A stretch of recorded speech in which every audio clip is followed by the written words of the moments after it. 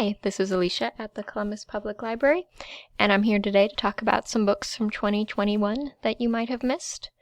Our first book today is The Power Couple by Alex Berenson.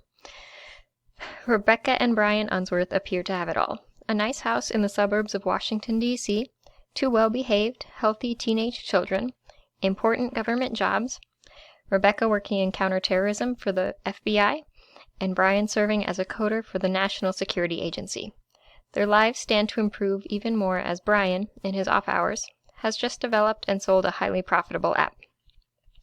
However, the Unsworth marriage isn't as perfect as it seems. After 2 decades together, they've drifted apart, talking little and having sex even less. Seeking to revive their strained relationship, they decide for their 20th wedding anniversary to take their 2 kids, Kira and Tony, on a European getaway. They have a blast, until one night in Barcelona when Kira doesn't come home from a dance club. She's gone, abducted. Over the course of a single weekend, the Unsworths will do everything possible to find her, as Kira herself discovers just how far she'll go to break free of the trap that's been set for her. And even as Rebecca and Brian come together for Kira, they realize their marriage is more tenuous than they realized. Our second book is A Good Day for Chardonnay by Dorinda Jones. It's book 2 in the Sunshine Vikram series. Running a small-town police force in the mountains of New Mexico should be a smooth, carefree kind of job. Sadly, full-time sheriff, and even fuller-time coffee guzzler Sunshine Vikram didn't get that memo. All Sunshine really wants is one easy-going day. You know, the kind that starts off with coffee and a donut, or 3, and ends with takeout pizza and a glass of Chardonnay, or 7. Turns out that's about as easy as switching to decaf. Before she can say iced mocha latte, Sunshine's got a bar fight gone bad, a teenage daughter hunting a serial killer, and oh yes, the still unresolved mystery of her own abduction years prior. All evidence points to a local distiller, a dangerous bad boy named Levi Ravender. But Sun knows he's not the villain of her story. Still, perhaps beneath it all, he possesses the keys to her disappearance. At the very least, beneath it all, he possesses a serious set of abs. She's seen it. Once. Accidentally. Between policing a town her hunky chief deputy calls 4 cents short of a nickel, that pesky crush she has on Levi, which seems to grow exponentially every day, and an irascible raccoon that just doesn't know when to quit, Sunny's life is about to rocket to a whole new level of crazy. Yep, definitely a good day for Chardonnay. The next book is She Who Became the Sun by Shelley Parker Chan. In a famine-stricken village on a dusty plain, a seer shows 2 children their fates. For a family's 8th-born son, there's greatness. For the second daughter, nothing. In 1345, China lies restless under harsh Mongol rule, and when a bandit raid wipes out their home, the 2 children must somehow survive. Zhu Shangba despairs and gives in, but the girl resolves to overcome her destiny. So she takes her dead brother's identity and begins her journey. Can Zhu escape what's written in the stars as rebellion sweeps the land? Or can she claim her brother's greatness and rise as high as she can dream?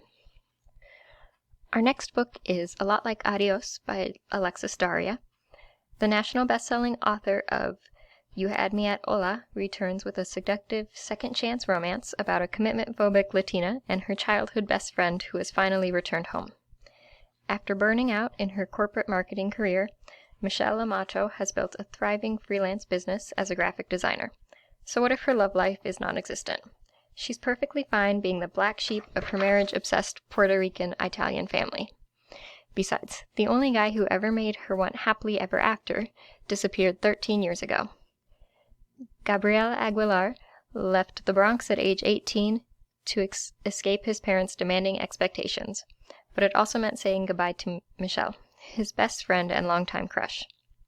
Now he's the successful co-owner of LA's hottest celebrity gym, with an investor who insists on opening a New York City location. It's the last place Gabe wants to go, but when Michelle is unexpectedly brought on board to spearhead the new marketing campaign, everything Gabe's been running from catches up with him. Michelle is torn between holding Gabe at arm's length or picking up right where they left off, in her bed. As they work on the campaign, old feelings resurface, and their reunion takes a sexy turn. Facing mounting pressure from their families, who think they're dating, and growing uncertainty about their futures, can they resolve their past mistakes? Or is it only a matter of time before Gabe says adios again? Our final book today is Ridgeline by Michael Punk. In 1866, with the country barely recovered from the Civil War, new war breaks out on the western frontier. A clash of cultures between the native tribes, who have lived on the land for centuries, and a young, ambitious nation. Colonel Henry Carrington arrives in Wyoming's Powder River Valley to lead the U.S. Army in defending the opening of a new road for gold miners and settlers.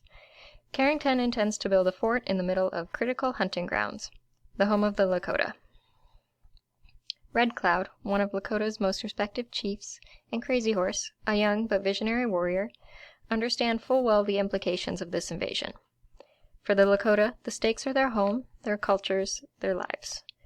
As fall bleeds into winter, Crazy Horse leads a small war party that confronts Colonel Carrington's soldiers with near-constant attacks.